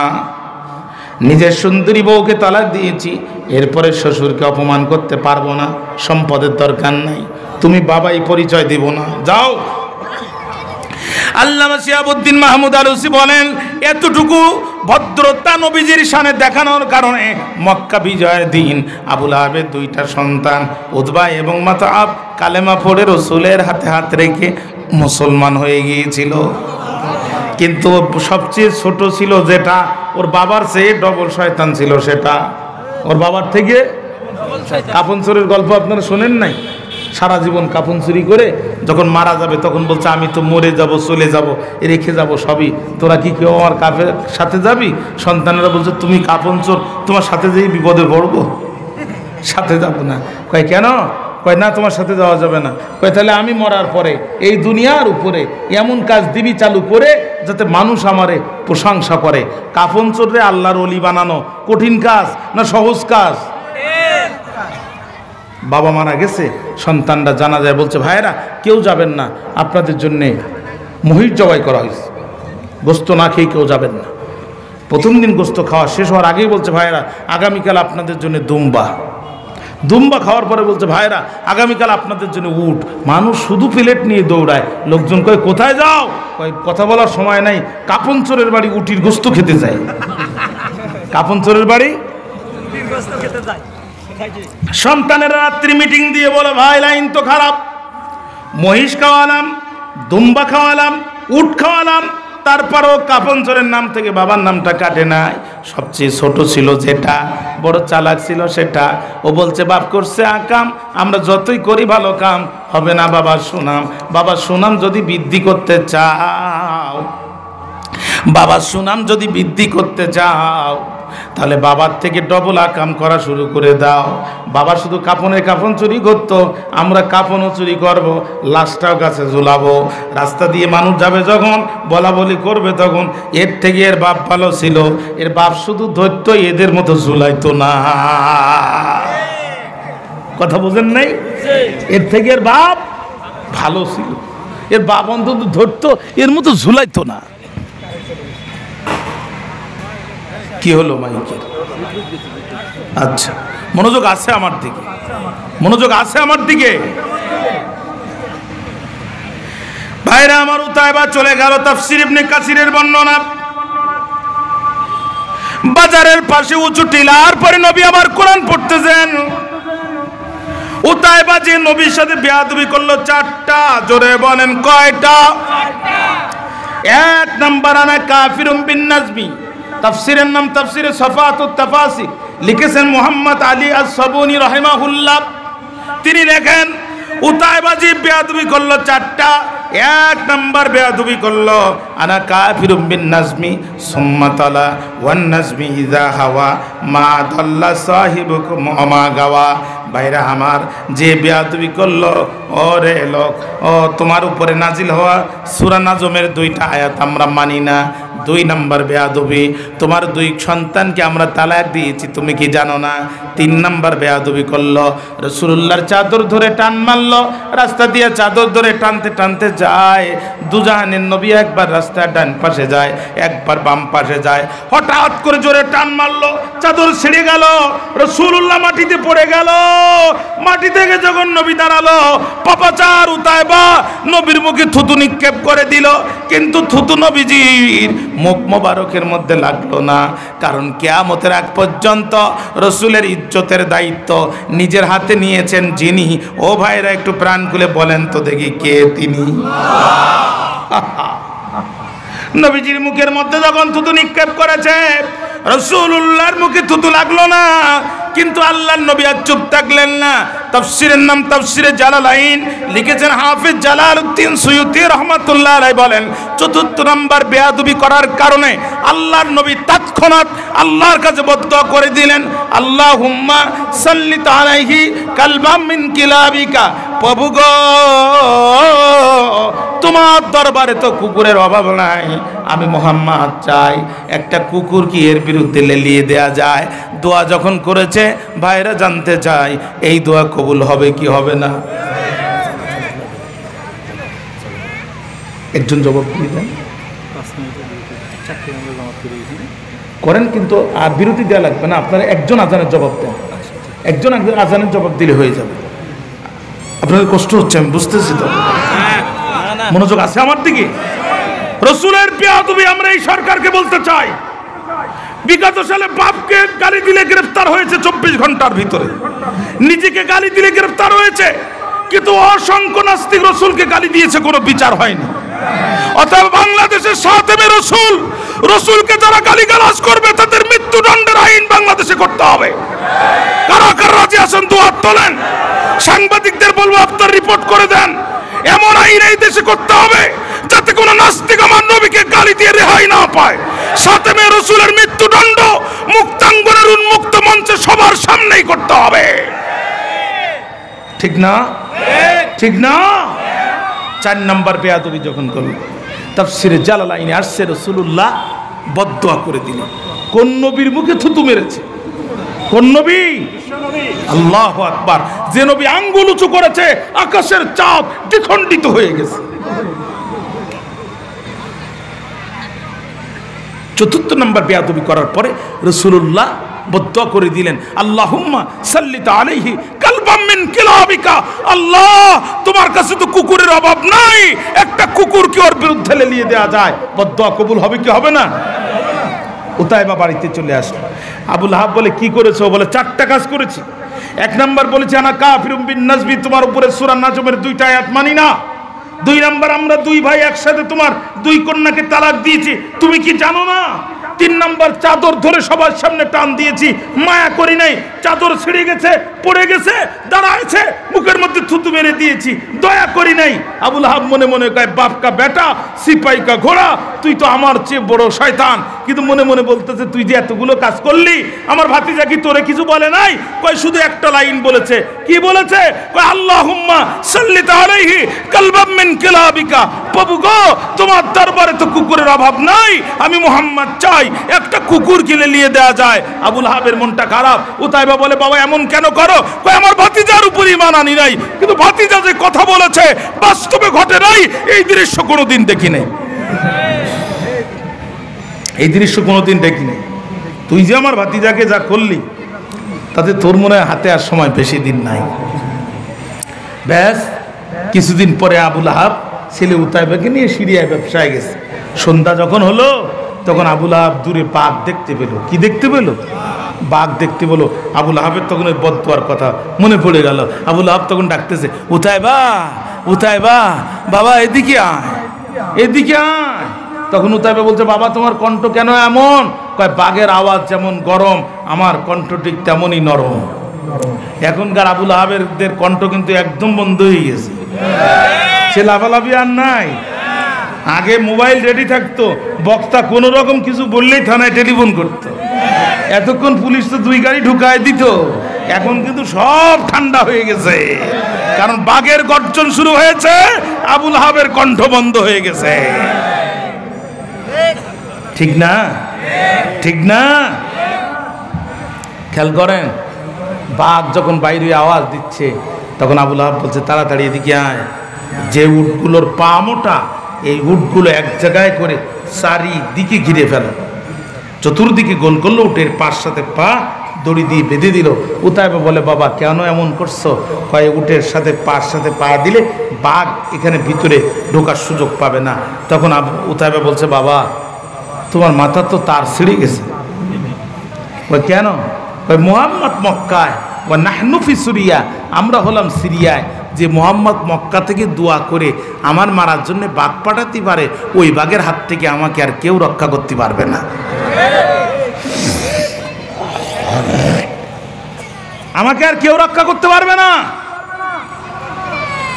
কাজী বাবা বৃথা চেষ্টা করো না। আবু লাহাব কয়, তুই বেশি বুঝিস, এই জন্য তো তোর সমস্যা। উটের পিঠে থাকা মাল সামানগুলো দিয়ে বড় টিলা করছে। টিলা করে আবু লাহাব উপরে উঠে হাতটা বাড়াই দিয়ে বলে, আয় ও উতাইবা, উপরে আয়। উতাইবা বলে, এটা বাবা বাঘের আওয়াজ শুনে মনে হয় বেশি দিন আর উপরে থাকার সময় নাই। কথা বলেন না কেন? উপরে আর বেশি দিন থাকতে পারবো না। আবু লাহাব উতাইবাকে তুলে কাপড় দিছে মুখের উপরে, নিজে শুয়ে পড়ছে, উতাইবারে শুয়াইয়া কাপড় দিছে ঢেকায়। উতাইবা তখন ডাক দিয়ে বলে, বাবা কাপড় দেওয়ার কারণ কি? আবু লাহাব কয়, বাঘ এসে তোরে খুঁজে পাবে না। কয়, বাবা বাঘের কাছে মোবাইল নাই, ফেসবুক ইন্টারনেটে বাঘের কাছে কেউ ছবি পাঠায় দেয় নাই, তবে বাঘ কেমন করে আমার এখানে আসলো? আমার মনে হলো মুহাম্মাদের আল্লাহ আমার শরীরের ঘেরান বাঘের নাকের ভিতরে ঢুকায় দিয়েছে। কাপড় দিয়ে তুমি আমার জীবন বাঁচাতে পারবা না, তুমি যদি মাটির 10 হাত তলেও গর্ত করে আমারে ওখানে ঢুকাও, এই বাঘ আমার সেখান থেকেও তুলে বের করবে। কত বলেন না কেন? সুতরাং আমরা বলতে চাই, যেই ওসিরা, যেই এসপিরা গ্রামে গ্রামে ঢুকে আমার ভাইকে ধরে নিয়ে ক্রস ফায়ার দিয়েছে, এদের প্রত্যেককে আমরা বিচারের কাঠগড়ায় দেখতে চাই। এক জালেম যেন বিচারের হাত থেকে রক্ষা না পায়। যারা ক্রস ফায়ার দিয়েছে, ক্রস ফায়ারের জঙ্গি নাটক সাজিয়েছে, ক্রস ফায়ারের নাটক সাজিয়ে, জঙ্গি নাটক সাজিয়ে হাজার হাজার মায়ের বুক যারা খালি করেছে আর টাকা পাচার করে আমেরিকায় বাড়ি করেছে, এই ওসি, এই এসপি, এই ডিসি, এই পুলিশ অফিসারদেরকে এই দেশে বিচারের কাঠগড়ায় দাঁড় করাতে হবে। জোরে বলেন। এরা মাটির তলে গেলেও সেখান থেকে খুঁজে বের করতে হবে। কোনো কথা নয়, আমরা বিচার চাই। ঠিক না বেঠিক বলেন? এক জালেমও যেন বিচারের হাত থেকে রক্ষা না পায়। উতাইবাকে তুলে ঢেকে দেওয়া হলো। বাঘ ভিতরে ঢুকে পড়লো। বাঘ দেখতেছে উটের সাথে উট লাগাইয়া যে কাজ করেছে, এক বাঘ মুচকি হাসে আর কয়, শুধু হুঙ্কার দে, ও উট সরিয়ে যেতে দেরি হবে না। হুঙ্কার যখন দিল, উট বলছে, উট উট ভাই ভাই, দড়ি মারা ছাড়া বুদ্ধি নাই।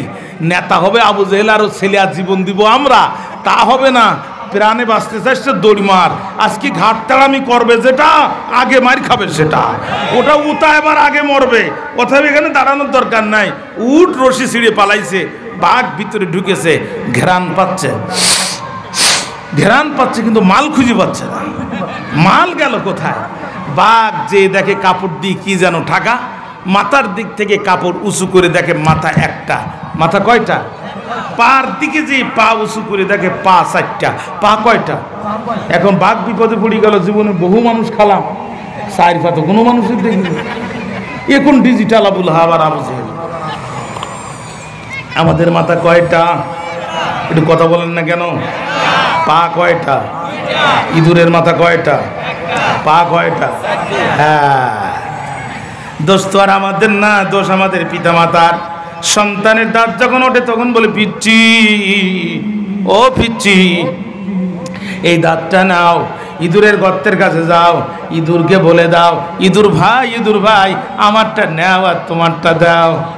আশরাফুল মাখলুকাত নিজের দাঁত পছন্দ হলো না, ইঁদুরের দাঁত যখন লাগালো, ইঁদুরের খাসলাত ভিতরের মধ্যে ঢুকে গেল।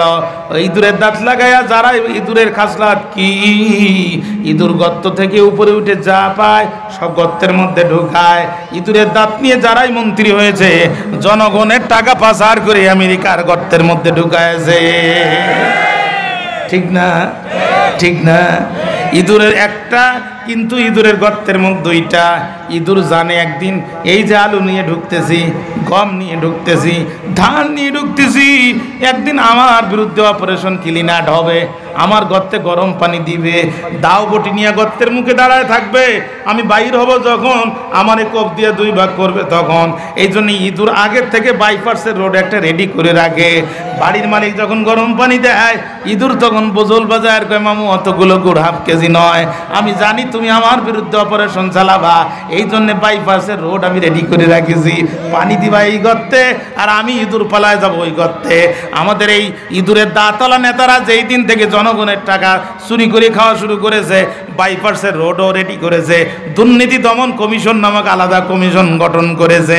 যখন দুর্নীতি করে ধরা খায়, পত্রিকায় রিপোর্ট হয় অমুক নেতার 1000 বাড়ি আছে আমেরিকায়, তখন পত্রিকায় রিপোর্ট হয়, দুর্নীতি দমন কমিশনে মামলা হয়, ওখানেও মোটা অঙ্কের দুর্নীতি হয়, সেখান থেকে রিপোর্ট দেয় ওনার নামে কোনো দুর্নীতির খবর পাওয়া যায় নাই। আসলে চোরে চোরে মাসতুতো ভাই। ঠিক না? ঠিক না? বাইরে আমার বাঘ দেখলো মাথা একটা পা চারটা, এক বাঘ রেখো অসুবিধা নাই, শুধু নাকটা লাগায় দেখো পা শট মেলে কিনা, ঘেরান মেলে কিনা তাই দেখো। মাথার দিকে নাক লাগায় দেয়, কয় না মাল তো এটা না, পার দিকে যে নিচের পা দুইটাই নাক লাগায়, মাল তো এটাও না। তার উপরে যখন লাগাইছে, খাপের খাপ মন্তাজের বাপ মিলে গেছে, যেই না মিলছে পার মধ্যে দাঁত বসায় দিছে, ওতায় বা নড়ে উঠছে, চোখে যন্ত্রণায় পানি, বাবার কোলে পড়ছে। বাবা তখন ডাক দিয়ে বলে, উতায় বাবা কি খবর? কয় আব্বা কথা বলো না, অলরেডি ধরাধরি শুরু হয়ে গেছে। ধরতেছে আর মাজায় দড়ি দিয়া লাইন দিয়ে কারাগারে উঠাচ্ছে। বাবা কথা বলো না। ওতায় বা তখন আবুল আহাব বলে, বাবা এক কাজ কর, তোর পা যেখানে আমার পা সেখানে, এতক্ষণ বাবা হিসাবে তুই আমার সন্তান, তোরে বাঁচানোর জন্য অনেক চেষ্টা করেছি, একটা দাবি তোর কাছে। কি দাবি? কয় বাবা রে, তুই মরার সময় তোর জন্মদাতা বাবাটারে মেরে যাইস না। কয় আব্বা কেমন কথা বললে? কয় তোর পা যেখানে আমার পা সেখানে, তুই যদি আমারে বেশি জড়ায় ধরিস তাহলে বাঘ বুঝতে পারবে আমার কারণে তোরে নিতে দেরি হচ্ছে, নিতে পারবে না, তাহলে তোর পা ছেড়ে দিয়ে আমারে আগে কামড়াবে, তারপরে তোর পা নিয়ে যাবে, অতএব তুই মরবি মর, আমারে মারিস না। ও ভাইরা, কাদের পিছনে দৌড়ালেন? যারা নিজের জীবন নিয়ে বাঁচালো, আপনার জীবনের কথা চিন্তা করলো না। অথচ যদি ইসলামের পথে চলেন, কিয়ামতের দিন রাসূলুল্লাহ আপনাকে সুপারিশ না করে জান্নাতে যাবে না। অতএব জীবন যদি দিতে হয় নবীর জন্য দিব, জীবন যদি দিতে হয় ইসলামের জন্য দিব, কারাগারে ক্রস ফায়ারে যদি যেতে হয় ইসলামের জন্য যাব। রাজি আছেন না? রাজি আছেন না? ভাইরা আমার, বন্ধুরা আমার, কত কথা বলবো, হাতে সময় নাই। ও গানের ভাইরা খেয়াল করেন, কোনো নবী সুপারিশ করতে পারবে না। দাউদ আলাইহিস সালাম সুপারিশ করবে না, নূহ আলাইহিস সালাম সুপারিশ করবে না, ঈসা আলাইহিস সালাম বলবে কোনো জায়গায় যে লাভ হবে না। আজকে সুপারিশ করতে পারবেন একমাত্র তিনি, আখিরি জামানার পয়গম্বর যিনি। বাঘ এবারে এক টান দিয়া উপরের থেকে টান মেরে নিচে নামাইছে। নামাই এখন বাঘ বলতেছে এর কলিজা আগে খাবো না পা আগে খাবো। এক বাঘ আর এক বাঘরে বলতেছে না, যেই ঠোঁট দিয়া যেই জিহ্বা দিয়া রসুলকে থুতু মেরেছিল, আরে ওর জিহ্বার বিচার আগে করতে হবে। যারা বাংলাদেশে আল্লামা সাঈদীর বিরুদ্ধে মিথ্যা সাক্ষী দিয়েছিল, এদের বিচার আগে আমরা দেখতে চাই। ঠিক না? ঠিক না? বাঘ ওটা এবার জিহ্বা ধরে এক টান দিয়ে ছিঁড়ে ফেলছে, এক টান দিয়ে জিহ্বা ছিঁড়ে ফেলছে। চাবাচ্ছে আবু লাহাব উপরের থেকে দেখতেছে, বাঘ চাবাচ্ছে আর বলতে চাচা খেলা কেমন জমতেছে। আবু লাহাবের কিচ্ছু করার নাই, বসে বসে স্টেডিয়ামে খেলা দেখতেছে। বাংলাদেশে একটার পর একটা ধরে কারাগারে নিচ্ছে, 2 দিন পর পর গ্রেপ্তার করতেছে। ভারতে বসে শুধু খেলা দেখতে হবে, কিছুই করার থাকবে না। ঠিক না? ঠিক না? ভাইরে আমার, বাঘ খেয়ে ফেললো, আবু লাহাব চলে আসলো। তো আরো 1 ঘন্টা লাগবে। 4টে বেজে গেছে। না, নামাজের সময় হয়ে গেছে, নামাজ তো হয়ে যাবে। হ্যাঁ, আরো 15 মিনিট বলবো, তাহলে এই জায়গায় জামাত হবে। হ্যাঁ, 4:15 মাঠে জামাত হবে ইনশা। কেউ উঠেন না, বসেন না কেন? বসেন ইনশাআল্লাহ। মনোযোগ আছে আমার দিকে? একদম শেষ নামাজ দিচ্ছি। দেখেন, আল্লাহ রসুল চলে আসছে, আবু লাহাব চলে আসছে মক্কায়, রসুল চলে গেলেন মদিনায়। 1 বছর যেতে না যেতেই বদরের যুদ্ধের রণদামামা বেজে উঠলো। মক্কার নেতারা আবু লাহাবকে ধরে বলছে, আনতা সাহিবুল কিন্তর, তুমি ফাইনান্স মিনিস্টার, শুধু টাকা দিবা তা হবে না, তোমাকে যুদ্ধের ময়দানে যেতে হবে। আবু লাহাবের বোন রসুলুল্লাহর ফুফু এসে বলছে, ভাই খবরদার, যুদ্ধে যাওয়ার নাই দরকার, আমি স্বপ্ন দেখেছি ভয়ঙ্কর, এবার কিন্তু সিরিয়াল তোমার। তোমার চোখের সামনে তোমার ছেলেরে খেয়েছে, তুমি কিছুই করতে পারোনি, এবার কিন্তু সিরিয়াল তোমার। আবু লাহাব মনে মনে কয়, বিষয়টা কেমন হয়, সারা বছর খেলা হবে খেলা হবে বলে আজ আমি নিজেই খেলার দিন মাঠে নাই। কথা বলেন না কেন? আবু লাহাব তখন চিন্তা করলো কি করা যায়। আবু লাহাবের মাথায় তখন একটা বুদ্ধি আসলো, আমরা একসাথে নামাজ পড়বো, আপত্তি আছে? আর 5টা মিনিট সময় দেন, আমি শেষ নামাজ দিচ্ছি, এরপরে এখানে জামাত করে আমরা একসাথে বিদায় নেবো ইনশাআল্লাহ। খেয়াল করেন, আবু লাহাব তখন চিন্তা করলো কি করা যায়। আবু লাহাব তখন বুঝতে পারলো একটা বুদ্ধি বের করতে হবে। কি সেই বুদ্ধি? আবু লাহাব তখন ওই এক বেদুইনের কাছে টাকা পাবে, তাকে ডাক দিয়ে বলছে, এদিকে আয়, আমার টাকা দে। বেদুইন বলছে, নেতা একটা কথা বললেন, সরান বাজারে আমার দোকান ছিল, ব্যবসা বাণিজ্য ছিল, এখন কিচ্ছু নাই, সব দেউলিয়া, আমি কেমনে টাকা দিব? কয় টাকা দিবি না, আমার পক্ষে বদরের যুদ্ধে যুদ্ধ করতে যাবি। কয় লোক আর পেলি না, তুমি যুদ্ধ করতে সাহস হয় না, তো খেলা হবে খেলা হবে বলে স্লোগান দিতে হয় কেন? জানো না যে তুমি ঠিক মতো হাঁটতেও পারো না? কথা বলেন না কেন? ভাইরা, বদরের যুদ্ধ শুরু হয়ে গেল। নবীজি সাহাবীরা বলল, হাতে রাখো হাত, মোরা মুহাম্মাদের উম্মত, আমাদের চোখের সামনে কোরআনের পাতা ছিঁড়ে ফেলা হবে, আমাদের চোখের সামনে রসুলকে মারা হবে, আমরা এই দৃশ্য দেখতে পারবো না, হচ্ছে আমরা শহীদ হয়ে জান্নাতে যাব। কদম শুধু সামনে দেব, পিছনে তাকাবো না। আল্লাহ কয়, আমি তো এইটা দেখার জন্য অপেক্ষা করতেছিলাম। তাড়াতাড়ি আল্লাহ 1 খণ্ড মেঘ এনে বদরের প্রান্তরে দাঁড় করায় মুষলধারে বৃষ্টি করে দিল। বৃষ্টির মাধ্যমে কাফেরদের শক্ত জায়গা কাদা হয়ে গেল, মুসলমানদের বালু জায়গা শক্ত হয়ে গেল। কাফেরদের ঘোড়া দৌড়ায়, আর মুসলমানের সামনে এসে ঘোড়া স্লিপ খেয়ে পিঠের কাপড়টাকে তরবারির সামনে ফেলে দেয়। আর অবলা জন্তুর যেন বলতে থাকে, আল্লাহর দিনের মুজাহিদ রে, আমি আমার দায়িত্ব পালন করেছি, তুই এখন ভাঙা তরবারি দিয়ে আল্লাহু আকবার বলে শুধু কোপ মার। মুসলমান আল্লাহু আকবার বলে কোপ মারে, দেহ একদিকে যায়, কল্লা একদিকে যায়, একটা না দুইটা না 70টা কল্লা যখন পড়ে গেছে, কাফেররা পিছন দিকে ছুটে গেছে, কিছু সংখ্যা গ্রেফতার হয়েছে। কে যেন পতাকা উঁচু করে ধরে বলছে, আর যুদ্ধ নয়, মুসলমানরা মুহাম্মদ সাল্লাল্লাহু আলাইহি ওয়াসাল্লামের নেতৃত্বে বদরের প্রান্তরে বিজয় লাভ করেছে। এই সংবাদ পৌঁছে গেল আবু লাহাবের কাছে। আবু লাহাবের ঘাড়ে উঠলো পক্স। প্রথম দিন চুলকায়, ব্যথা হয়, পরের দিন সমস্ত শরীর ফুলে যায়, এরপরের দিন রক্ত, তারপরের দিন পুষ, তারপরের দিন গোস্ত খুশি খুশি পড়ে। সন্তানদের ধরতে যায়, সন্তানরা ছোট্ট লাঠি কাছে রেখে দেয়, বাপ ধরবে যখন গুতা মারবো তখন। এরপরে যখন আবার বেশি করে ধরতে যায়, সন্তানরা গলা ধরে দরজার ভিতরে ঢুকে বাইরে পিছনে হাতটা পিছনে বেঁধে মাথার পিছনে লাঠি দিয়া গুতা দিয়া ভিতরে ঢুকায় দেয়। কোন হাত? পাহাড়ের নিচে যে হাত দিয়ে আল্লাহ রসুলের দিকে উঁচু করেছিল। ও আবু লাহাবরা, তোমরা আলেমদের হাত করা বেঁধেছিলে সামনে, এখন তোমাদের হাত চলে গেছে পিছনে। কথা বলেন না কেন? এইবার পিছনে হাত দিয়ে গুতা দিয়ে ভিতরে ঢুকাই দিয়ে তালা দিয়ে দেয়। খাবারের প্রয়োজন যখন হয় জানালা দিয়ে খাবার ফেলে দেয়। আর জিভটা কুকুরের মতো লম্বা করে করে খায়। কোন জিব্বা?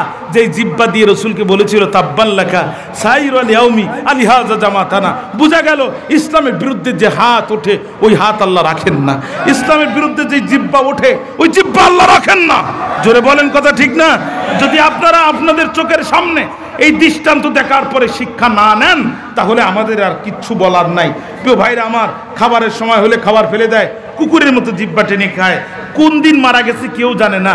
বেদুইনরা যাচ্ছে বাড়ির সামনে দিয়া, লাশের দুর্গন্ধ আসছে রাস্তায়, তাকায় দেখি তো মন্ত্রীর বাড়ি, এখনো পতাকা উড়ে আছে মন্ত্রীর বাড়ি। এই যে আমাদের সেই খেলা হবে মন্ত্রী, এই যে সেই আবুল আহাব, ভিতরে গেলে সন্তানরা বলে ঘরের মধ্যে লাশ আছে ফেলে দাও, মোটা অঙ্কের টাকা দেবো নে। ওরা যখন চুক্তি করে ভিতরে ঢুকে দরজা খুলছে, এমন বমি আসছে, পেটের নাড়ি ভুড়ি মনে হয় মুখ দিয়ে বাইর হয়ে যাবে, এত দুর্গন্ধ। ওরা পালাতে চায়, কিন্তু পিছনে আবুল আহাবের ছেলেরা মাল নিয়ে দাঁড়িয়ে আছে, তরবারি নিয়ে দাঁড়িয়ে আছে। চুক্তি করেছিস, মাল ফেলে দিবি, পালাতে পারবি না। ওরা যেখানে ধরে খুশি খুশি পুড়ে যায়, যেখানে ধরে খুশি খুশি পুড়ে যায়। পরে কি করলো, হাড্ডি ধরি কোনো রকম পাঁচিলির কাছে নিয়ে আসছে, স্লিপ খেয়ে পুড়ে গেছে, পেট ফেটে বেরিয়ে গেছে। ওরা বলছে আর ভাই দরকার নাই, 1 টাকাও দেওয়া লাগবে না, আমরাই টাকা দিচ্ছি, শুধু পালানোর রাস্তাটা দেখাই দিই। ওরা দৌড় মেরে ওখানে ফেলে রেখে গেছে। এলাকার কুকুরদের ভিতরে খবর হয়ে গেছে, কুকুর কুকুর ভাই ভাই, আজকে আমাদের মধ্যে কোনো জ্ঞানজাম নাই, সব মাল খাইছি, জীবনে মন্ত্রী খাই নাই, আজকে মন্ত্রী খাবো। কুকুররা মিছিল দিয়ে দিয়ে আসছে। এই সে সভাপতি কুকুর, যেটা কুত্তা সমিতি সভাপতি, 3 মণ ওজন, ও পিছনের কুকুরদেরকে বলছে দাঁড়াও, লাইন তো ভালো মনে হচ্ছে না, জীবনে বহুত মাল খালাম, এরকম গন্ধ তো পাইলাম না, আগে মালটা চেক করে নিই। যেই নাক লাগাই দিয়ে বলছে এ তো ডেড এক্সপায়ার মাল, এই মালের তো মেয়াদ নাই। সেক্রেটারি বলছে তোমার বয়স হয়ে গেছে, তুমি বসবা না। আমি দেখি জিভ লাগিয়ে বলছে ভাইরা, তোমরা কুত্তারা যদি 7 দিনও না খেয়েই থাকো, এই মাল খেয়েও না, তোমাদের কিন্তু ডাক্তারের কাছেও চিকিৎসা হবে না। কি জাতের আবুল এল, কি জাতের আবুল আহাব রে, কুকুরেও খেতে চায় না, ঠিক না? অপরাধ কয়টা? মা আগনা আনহু মালুহু আমা কাসাব। আল্লাহ কয় ওর মাল ওরে বাঁচাতে পারেনি, ও যেটা অর্জন করেছে সেটা ওকে বাঁচাতে পারেনি। আবুল আহাব বলতো ইনকানা ইয়াকুল ইবনু হাকি হাক্কান ফান্নি আফতাদি নাফসি মিনাল মালিক। আমি মুহাম্মদ, আমার ভাতিজা যে কথা বলে এটা যদি সত্য হয় তাহলে আমি আমার জীবনকে বাঁচাবো 2টা জিনিস দ্বারা, আমার মাল দ্বারা, আমার সন্তান দ্বারা। আমার আল্লাহ কয় মা আগনা আনহু মালুহু, ওর মালও ওকে রক্ষা করতে পারেনি। ওমা কাসাব, ও যেটা উপার্জন করেছে, বাপের কাছ থেকে যে সম্পদ পেয়েছে, সন্তানের মাধ্যমে যেটা পেয়েছে, নিজে যেটা অর্জন করেছে, সব কিছু এক জায়গায় করে ওরে বাঁচাতে পারেনি। এরপরে আল্লাহ বলছে সাইয়াসলা নারং যাত লাহাব, ওরে লাহাব বিশিষ্ট আগুনে জ্বালানো হবে। কোন সে আগুন? যে আগুন জ্বলতে জ্বলতে হঠাৎ করে শীষ কলিজার মধ্যে ঢুকে যাবে, জ্বালিয়ে পুড়িয়ে সারকার করে ফেলবে। একবার না, কিয়ামতের আগ পর্যন্ত, কিয়ামত থেকে শুরু হবে বিচার, বিচার শুরু হয়ে গেছে। কিয়ামত পর্যন্ত, কিয়ামত পর্যন্ত নয়, অনাদিকাল পর্যন্ত, অনন্তকাল পর্যন্ত ওর উপরে এই আযাব চলতে থাকবে। অপরাধ তার 6টা। কোরআনের দাওয়াতে বাধা দেয়া, 2 নাম্বার অপরাধ রসুলের বিরুদ্ধে অপপ্রচার করা, 3 নাম্বার অপরাধ নবীর বিরুদ্ধে, নবীর মাথার উপরে উঠে নাড়ি ভুড়ি চাপায় দেওয়ার নির্দেশ দেয়া, 4 নাম্বার অপরাধ দুনিয়াকে স্বার্থকে কেন্দ্র করে, দুনিয়ার স্বার্থ কেন্দ্র করে ইসলামকে কবুল না করা। 5 নাম্বার অপরাধ, 5 নাম্বার অপরাধ হলো গোটা জাতিকে জিম্মি করে জিনিসপত্র আদায় করা। 6 নাম্বার অপরাধ নিজের হাতে রসুলের রক্ত ঝরানো। এই 6টা অপরাধ আজ যারা নবীর উম্মতের বিরুদ্ধে করতেছে, জানতে চাই এদের পরিণতি আবুল আহাবের মতো হওয়ার সম্ভাবনা আছে না নাই? তাহলে আল্লাহ তাআলা এখান থেকে আমাদের শিক্ষা নেওয়ার তৌফিক দান করুক। আস্তাগফিরুল্লাহ রাব্বি মিন কুল্লি জামবি ওয়া আতুবু ইলাইহি, লা হাওলা ওয়ালা কুওয়াতা ইল্লা বিল্লাহিল আলিয়্যিল আযীম। আল্লাহুম্মা সাল্লি আলা মুহাম্মাদ ওয়া আলা আলি মুহাম্মাদ কামা সাল্লাইতা আলা ইব্রাহিম ওয়া আলা আলি ইব্রাহিম ইন্নাকা হামিদুম মাজিদ। আল্লাহুম্মা বারিক আলা মুহাম্মাদ ওয়া আলা আলি মুহাম্মাদ কামা বারাকতা আলা ইব্রাহিম ওয়া আলা আলি ইব্রাহিম ইন্নাকা হামিদুম মাজিদ। আল্লাহুম্মা আমিন। ربنا ظلمنا أنفسنا وإن لم تغفر لنا وترحمنا لنكونن من الخاسرين. ربنا لا تزغ قلوبنا بعد إذ هديتنا وهب لنا من لدنك رحمة إنك أنت الوهاب رب ارحمهما كما ربياني صغيرا رب ارحمهما كما ربياني صغيرا গোনারিশা করে মাওলা ডুবিয়া রইলাম তোমার দোহার পানে চাহিয়া তুমি যদি মাফ না করো বান্দারে বলো তোমার বান্দা যাবে কারদারে আয় আল্লাহ গভীর এই দুপুরবেলা আসরের সময় দোয়া কবুল হওয়ার সময় আমরা কতিপয় গুনাহগার তোমার কোরআনের একটি সূরা থেকে তাফসীর শুনে তোমার দরবারে হাত তুলেছি আমাদের এই মাহফিল তুমি কবুল করে নাও কাল কিয়ামতের কঠিন দিনে মাথার এক মুষ্টি উপরে যখন সূর্য থাকবে ওই মুসিবতের কালে আজ এই মাহফিল আমাদের নাজাতের জরিয়া বানায় দিও আমরা যারা হাত তুলেছি আমাদের অনেকের বাবা নাই মা নাই পিতামাতাকে হারিয়ে মাটির গহীন কবরে রেখে আসলাম আল্লাহ পিতামাতার অন্ধকার কবরকে জান্নাতের বাগান বানায় দাও আল্লাহ জান্নাতের বাগান বানায় দাও আল্লাহ জান্নাতের বাগান বানায় দাও এলাকার সমস্ত কবরের আযাবকে মাফ করে দাও আল্লাহ জান্নাতের বাগান বানায় দাও আল্লাহ পিতামাতা যাদের সুস্থ আছে সঠিকভাবে খেদমত করার তৌফিক আর মানসিকতা তুমি আমাদেরকে দান করে দাও আল্লাহ খাস করে দোয়া করে রব্বুল আলামিন এই মাহফিল যারা আয়োজন করলো তাদেরকে তুমি কবুল আর মঞ্জুর করে নাও এলাকার ফসলাদি বৃদ্ধি করে দাও আয় আল্লাহ সন্তানাদি যারা লেখাপড়া করে তাদেরকে ভদ্র বানায় দাও মেধাকে বিকাশ করে দাও ব্যবসা যারা করে হালাল ব্যবসায় বরকত দাও চাকরি যারা করে আয় আল্লাহ তাআলা তাদেরকে সুস্থ রেখে দাও রব্বুল আলামিন এলাকার মা বোনদের যাদের সন্তান হয় না তাদেরকে সন্তান দিয়ে দাও